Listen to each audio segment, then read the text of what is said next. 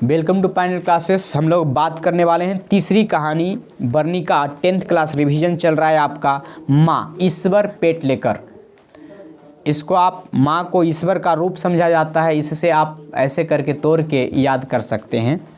चलिए सबसे पहले लेखक का परिचय जानते हैं कि ये ईश्वर पेट लेकर थे कौन। तो ईश्वर पेट लेकर गुजराती भाषा के अति लोकप्रिय कथाकार हैं। इन्होंने अपने कथा साहित्य में गुजरात के सामाजिक, दार्शनिक, कला एवं नए पुराने मूल्यों को उद्घाटित किया है।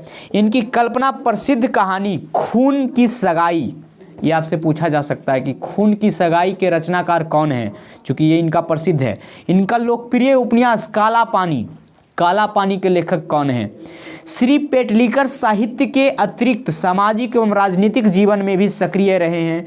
इनकी दर्जनों पुस्तकें पुरस्कृत अथवा प्रशंसित हो चुकी है। प्रस्तुत कहानी गोपाल दास नागर, याद रखें, गोपाल दास नागर द्वारा संपादित एवं अनुदित है। ठीक है, नागर साहब जो ये भी, चूँकि ये गुजराती कहानी है तो आप समझ सकते हैं कि इसमें गोपाल, ग से गुजरात और ग से गोपाल, तो गोपाल दास नागर ने इसको संपादित किया है, अनुदित किया है और कहानी संग्रह माँ के साभार में संकलित किया है। अब चलिए पाठ परिचय। पहले पाठ में किस चीज़ पे फोकस किया गया है। प्रस्तुत पाठ माँ एक विचार प्रधान कहानी है, आप ये याद रखें। पहला जो दही वाली मगम्मा था वो भावना प्रधान था, दूसरा जो था चिंतन प्रधान था और तीसरा जो है ये विचार प्रधान है। गुजराती कहानी है। इसमें कहानीकार ने एक माँ की ममता का बड़ा ही मार्मिक चित्रण किया है। माँ के लिए हर बच्चा समान तथा प्रिय होता है, किंतु माँ का प्रेम उस बच्चे के प्रति अधिक होता है जो सबसे छोटा होता है। माँ की 4 संतान है, जिनमें 2 बड़े पुत्र और शहर में नौकरी करते हैं तथा एक बेटी की शादी हो चुकी है और वह अपने ससुराल में है। मतलब 4 संतान है, ये याद रखें तो आसानी से पता चलेगा। 2 बेटा शहर में नौकरी करता है, बेटी की शादी हो चुकी है। छोटी बेटी मंगू पागल है। लोग उसे पागलों के अस्पताल में भर्ती करने की सलाह देते हैं, लेकिन माँ कहती है कि जिस लाड़ प्यार से माँ सेवा करती है वैसा लाड़ प्यार अस्पताल में कौन करेगा, इसलिए अस्पताल में भर्ती नहीं कराती। उनकी सेवा देख लोग दंग रह जाते हैं। जितना ध्यान माँ मंगू की रखती है उतना न तो कमाऊ पुत्रों की और न ही साधुशुदा पुत्री की, लेकिन गांव की ही एक लड़की कुसुम जब अस्पताल से ठीक होकर वापस घर लौटती है तब माँ भी अपनी पागल पुत्री को अस्पताल में भर्ती कराने पर राजी होती है, लेकिन पुत्री से अलग होते ही उनकी दशा वैसी ही हो जाती है जैसी पुत्री की है। कहानीकार ने इस कहानी के माध्यम से यह सिद्ध करना चाहा है कि सच्चा प्रेम माँ की ममता है, इसके प्रति अधिक ममता होती है। उससे अलग होने पर उसका दिल टूट जाता है, फलतः वह अपनी चेतना खो बैठती है। अब हम कहानी के सारांश पे बात करते हैं। मंगू को पागलों के अस्पताल में भर्ती करने की सलाह लोग जब उसकी माँ को देते तो वह एक ही जवाब देती, माँ होकर सेवा नहीं कर सकती तो अस्पताल वाले क्या करेंगे। आगे है आपका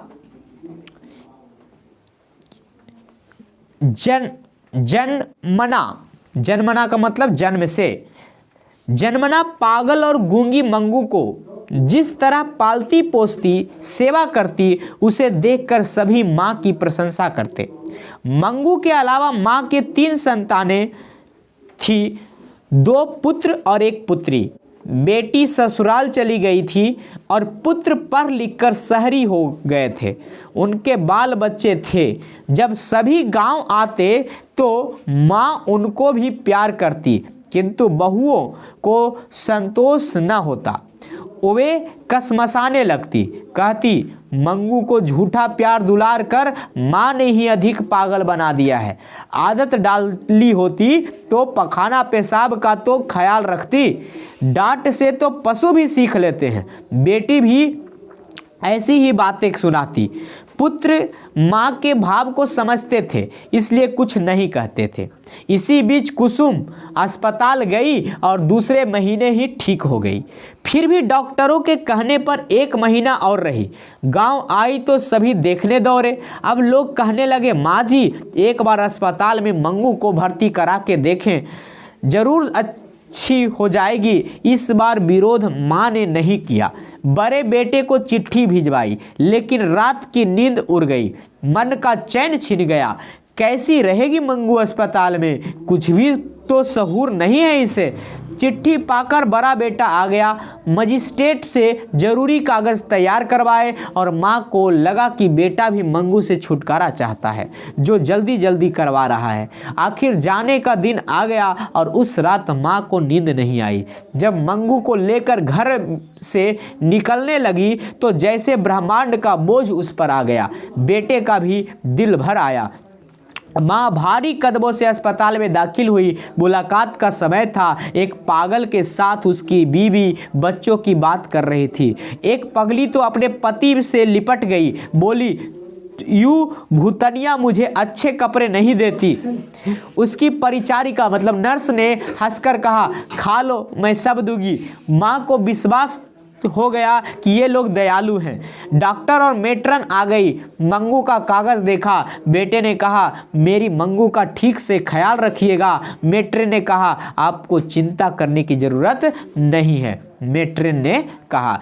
बीच में ही माँ ने कहा, बहन यह एकदम पागल है, कोई न खिलाए तो खाती नहीं, टट्टी की भी सुध नहीं, रोशनी में उसे नींद नहीं आती।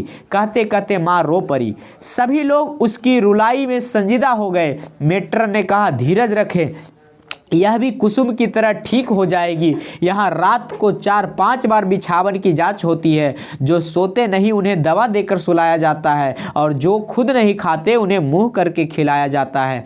माँ ने बहुत सारी बातें बताई।